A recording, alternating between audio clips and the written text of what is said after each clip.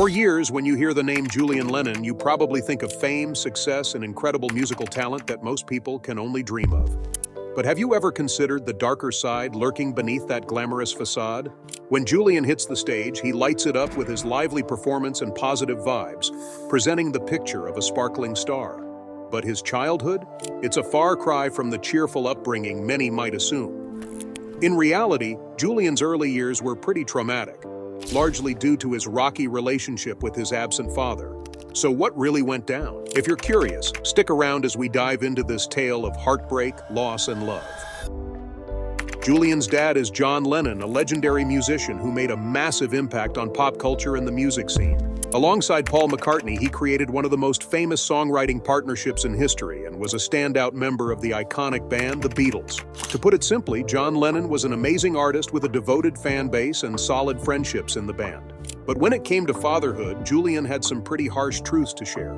Despite being the idol we all admire, his dad wasn't exactly the greatest father. It might sound a bit tough, but these are the realities his son has spoken about publicly. So let's dig into their story and see how things unfolded. John Lennon's origins. John Winston Lennon was born on October 9, 1940 in Liverpool, as the only child of Julia and Alfred Lennon. His dad, Alfred, was a merchant seaman of Irish descent and was away at sea when John was born.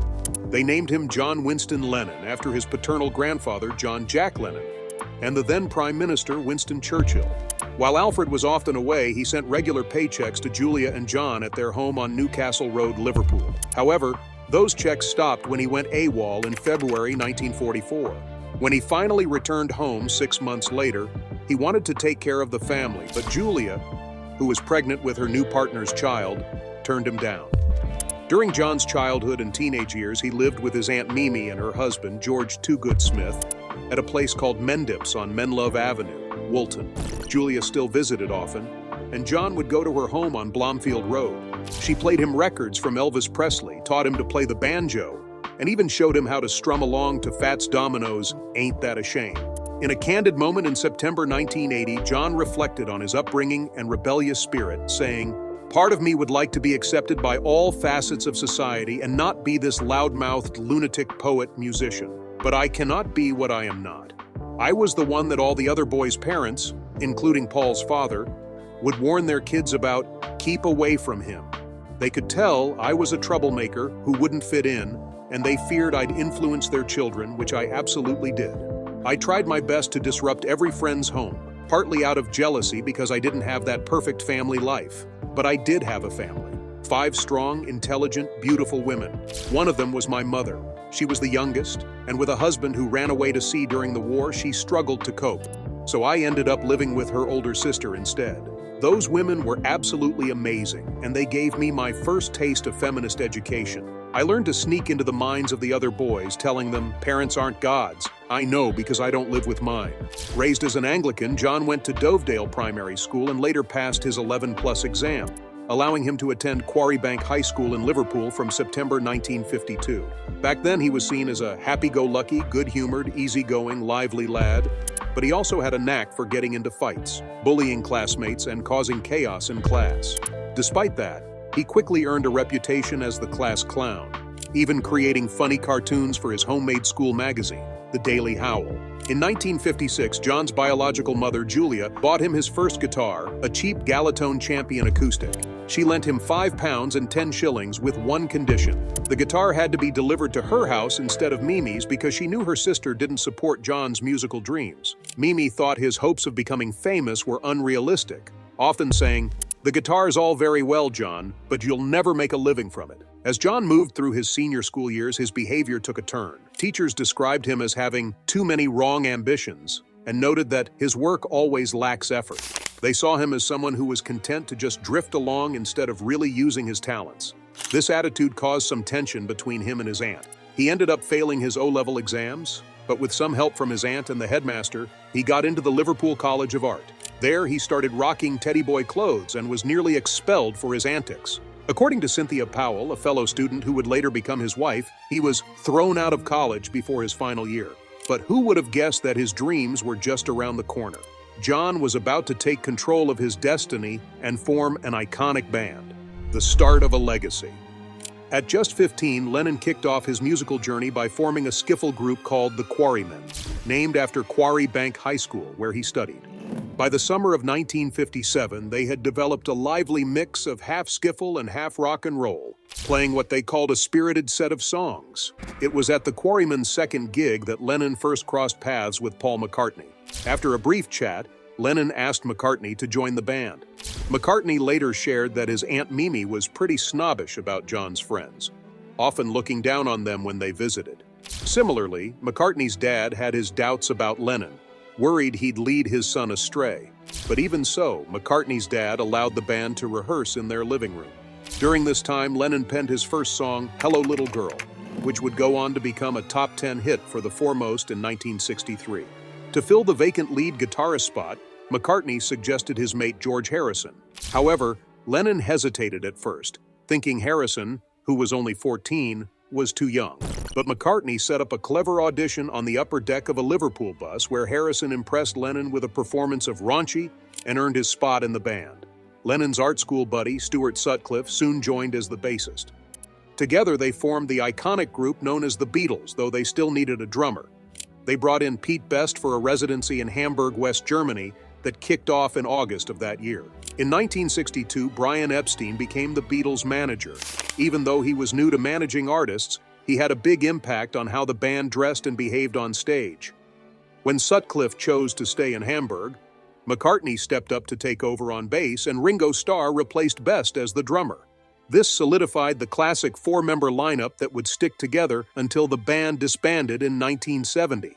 The Beatles kicked off their journey with their very first single, Love Me Do, which dropped in October 1962 and hit number 17 on the British charts. They dashed into the recording studio to lay down their debut album, Please Please Me, on February 11, 1963, managing to get it done in under 10 hours. Lennon wasn't feeling too great that day, battling a cold, and you can definitely hear it in his voice on the last song recorded, Twist and Shout. Out of the 14 tracks on the album, Lennon and McCartney teamed up to write 8 of them. Back then, Lennon hadn't quite found his flair for clever wordplay in his lyrics yet.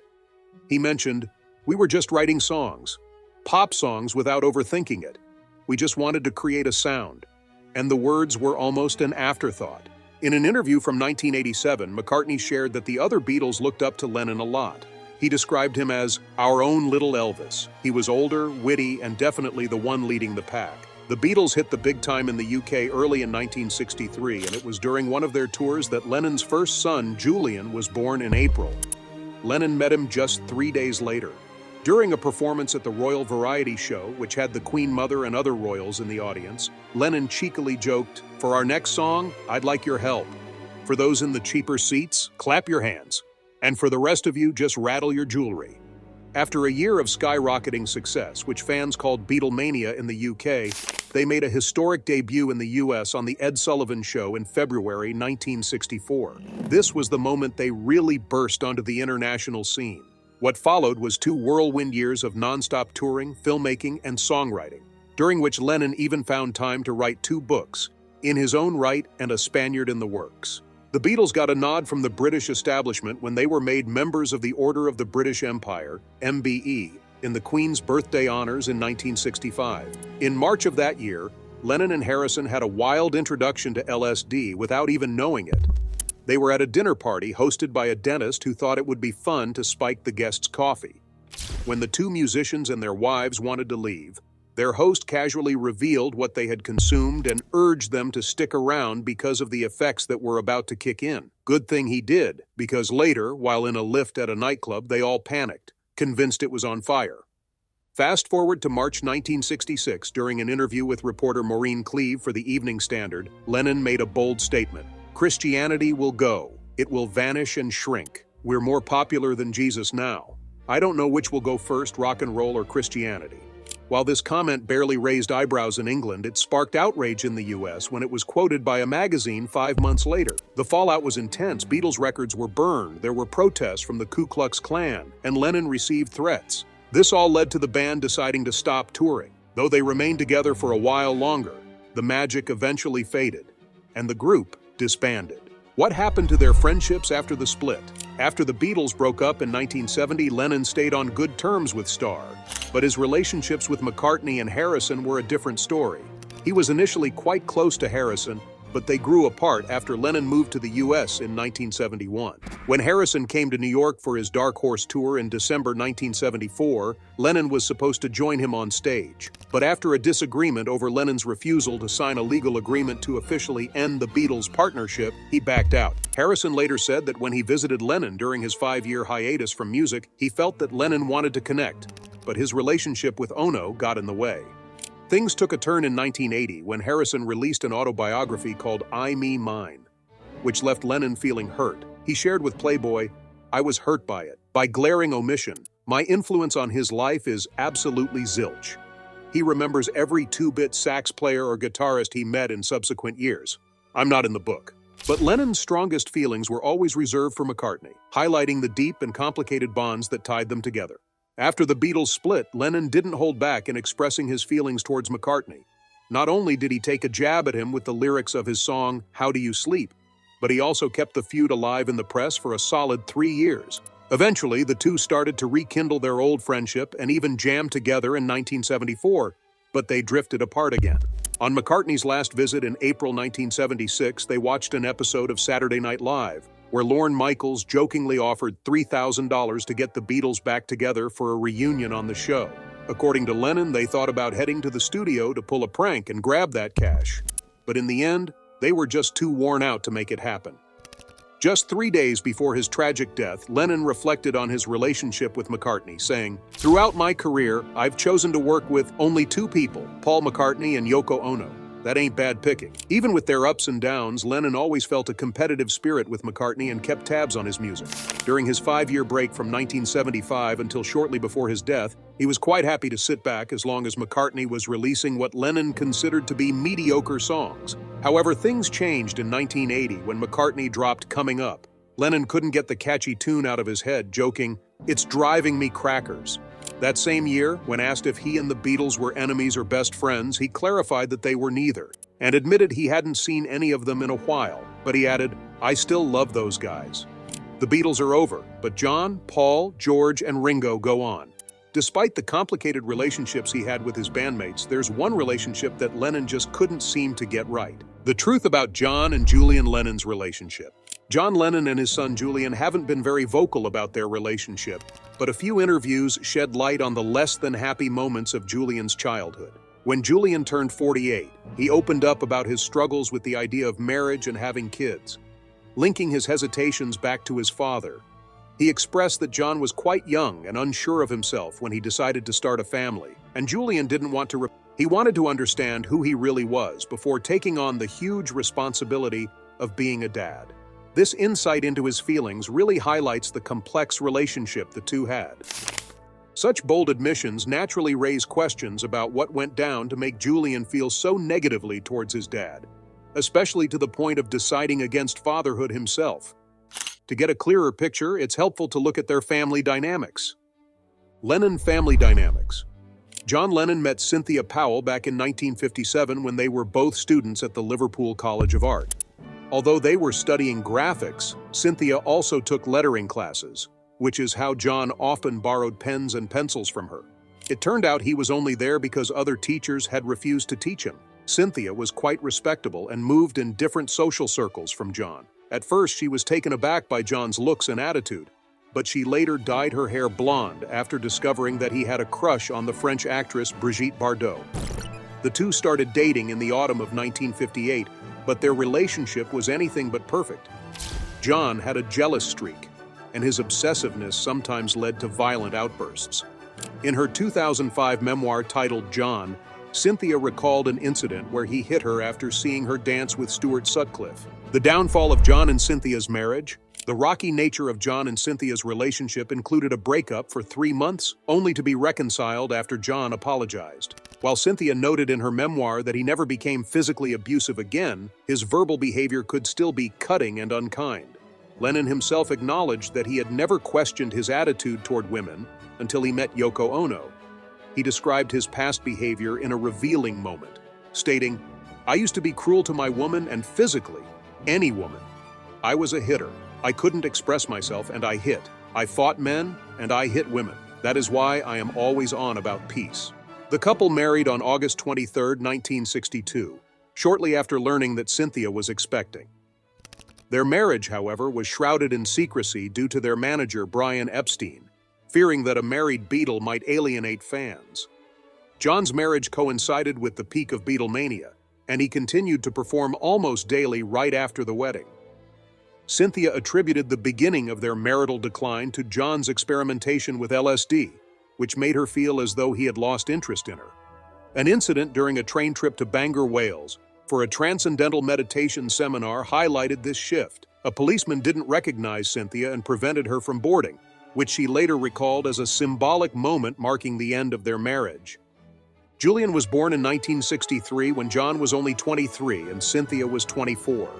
However, by the end of the 1960s, John had left both Cynthia and Julian to start a new life with Yoko Ono. Initially, John dismissed Yoko to Cynthia as merely someone trying to profit from her avant-garde bullshit, which infuriated Cynthia. Like Cynthia's marriage to John, Julian's birth was kept under wraps, as Epstein believed that public knowledge of personal matters would jeopardize the Beatles' commercial success. Julian has shared memories from his childhood, such as returning home from school in Weybridge with one of his watercolor paintings. Despite these innocent moments, they were overshadowed by the complexities of his family dynamics. Julian Lennon, a complicated relationship with his father. Julian Lennon recalls a poignant moment from his childhood when he shared a simple drawing with his father, John Lennon. "It was just a bunch of stars and this blonde girl I knew at school," Julian remembered. When John asked about it, Julian replied, "It's Lucy in the Sky with Diamonds," a phrase that would later become the title of a famous Beatles song. Despite widespread speculation that the title referenced the drug LSD, John insisted it was purely coincidental. However, John's relationship with Julian was strained. Julian often felt more connected to Paul McCartney than to his own father. His father's departure left a profound impact on him. As a young child, he felt as though his father had vanished from his life, an experience he had not shied away from sharing publicly. He articulated the emotional turmoil he faced, expressing that he and his mother felt cast aside in the wake of John's public romance with Yoko Ono. Despite the hardships, Julian acknowledged that they were not entirely forgotten. He recounted how McCartney, concerned about Julian and Cynthia's well-being, wrote the song "Hey Jude," originally titled "Hey Jules," to check in on them. John later remarked, "That's his best song. It started as a song about my son Julian. He turned it into Hey Jude. I always thought it was about me and Yoko, but he said it wasn't." After this period, Julian admitted that contact with John was minimal. There was a decade-long gap where they had little to no communication until Cynthia reached out, hoping to mend the father-son relationship. John acknowledged the difference in his feelings towards his two sons, stating, "Sean is a planned child, and therein lies the difference. I don't love Julian any less as a child. He's still my son, whether he came from a bottle of whiskey or because they didn't have pills in those days. He's here, he belongs to me, and he always will." These reflections reveal a complex web of emotions surrounding John Lennon's legacy as both a musical icon and a father, particularly in his relationship with Julian. This really highlights how John viewed the 13-year age gap between his two sons and shows a not-so-nice side of him, despite his public image as a champion of love and peace. Julian has openly shared his frustration with his dad's preaching, saying he never really felt any of that love and peace John talked about. In a 1998 interview, he even called his father a hypocrite, pointing out that while John was all about spreading love worldwide, he didn't show much love to those closest to him. Listening to Julian's stories about his childhood makes it clear he saw John as a pretty bad dad, and it's easy to understand why. But what's surprising is that Julian holds no grudge against his dad's second family. In fact, he's mentioned being close to Yoko Ono's son, Sean Lennon, even if Sean isn't super keen on staying in touch. Julian also admires Yoko, even when they don't always agree on everything. It's obvious that Julian has some of his dad's artistic flair, as he's talented in loads of things like photography, music, filmmaking, and philanthropy. But what he didn't inherit from John was that love, kindness, and quality time. We've talked a lot about the sad parts of Julian's life, but here's the kicker. While John played the role of the bad guy in his son's story, he also faced his own share of struggles and challenges. Just like Julian, John's life was anything but perfect. His personal life was jam-packed with chaos and disasters, some caused by bad luck and others by his own reckless choices. So, let's dive into the messy world of John Lennon and explore the troubles he faced. The personal tragedies of John Lennon. John Lennon had a tough time dealing with his substance abuse issues, which many believe affected his singing and played a big part in the breakup of the Beatles. By 1969, John was heavily addicted. And back then, people didn't really understand opioid addiction. George Harrison, Paul McCartney, and Ringo Starr could only watch in shock as John and Yoko Ono openly used drugs. They recognized that this was a serious problem, one that went beyond anything they were willing to deal with. So, it wasn't surprising that conflicts arose, and before anyone knew it, the band fell apart, leaving John heartbroken after all the hard work he had put in to reach the heights of fame. It's impossible to talk about John's life without mentioning its tragic end. On December 8, 1980, he was brutally assassinated by Mark David Chapman, who shot the 40-year-old musician right outside his home. What's even more bizarre is that this wasn't the first time they'd crossed paths. Earlier that day, around 5 p.m., a shy fan had approached John on the street. In a brief encounter, John signed an album and posed for a few photos before heading off with Yoko for a recording session at the record plant. However, just 6 hours later, around 10:50 p.m., after finishing the session, the fan attacked John, shooting him 5 times while he was still clutching the signed album. The next day, Yoko released a heartfelt statement saying, "There is no funeral for John," and she urged people to please do the same for him, and to remember that John loved and prayed for the human race. His remains were cremated at Ferncliff Cemetery in Hartsdale, New York, and Yoko scattered his ashes in Central Park, where the Strawberry Fields Memorial was later established to honor him. Chapman managed to skip a trial by ignoring his lawyer's advice and pleading guilty to second-degree murder, which landed him a sentence of 20 years to life. In his last interview before his tragic death, John shared his hope of mending things with his son, but sadly he was murdered before he could make that happen. Over the years, Julian has said that he forgave his dad, but he later admitted that wasn't completely true. He revealed that his feelings about John were complicated and that his forgiveness was more about words than actual feelings. Interestingly, Julian mentioned that their father-son relationship was close to getting better before John's untimely death. He noted that John seemed to be in a happier place and really wanted to reconnect with him and the family. After John's passing, Julian shared some touching memories of their time together. He fondly recalled his childhood home in Kenwood, where he naively witnessed some of the greatest musicians casually dropping by. In an interview with journalist Joshua David Stein, Julian described his childhood home as a backdrop for many happy moments. He remembered thinking that his dad was genuinely happy with their family, their home, and his life. So it was quite a shock when everything changed so quickly. What do you think? Was Julian's relationship with his dad beyond repair, or could they have worked things out before the tragic accident? Let us know in the comments, and don't forget to subscribe for more content worth watching.